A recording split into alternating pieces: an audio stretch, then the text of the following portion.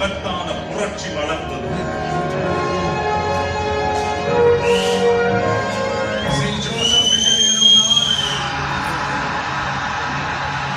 சட்டப்படி அமைக்கப்பட்ட இந்திய அரசியல் அமைப்பின்பால் உண்மையான நம்பிக்கையும் மாறா பற்றும் கொண்டிருப்பேன் என்றும் இந்திய நாட்டின் ஒப்பில்லாத முழு முதல் ஆட்சியையும் ஒருமையையும் நிலைநிறுத்துவேன் என்றும் தமிழ்நாட்டு அரசின் முதலமைச்சராக உண்மையாகவும் முழச்சான்றின்படியும் என் கடமைகளை நிறைவேற்றுவேன் என்றும் அரசியல் அமைப்பிற்கும் சட்டத்திற்கும் இணங்க அச்சமும் ஒருதலை சார்பும் இன்றி வெறுப்பு வெறுப்பை விலக்கி பலதரப்பட்ட மக்கள் அனைவருக்கும் நேர்மையானதை செய்வேன் என்றும் ஆண்டவன் மீது ஆணையிட்டு உறுதிமொழிகிறேன்.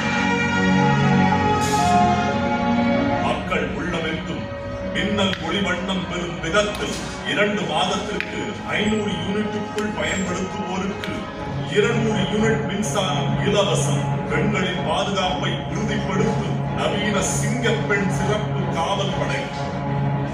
கடுமையான நடவடிக்கையுடன் போதை ஒழிப்பு சட்டம். உங்களுடைய ஆட்சி. This is a new beginning. New era starts now.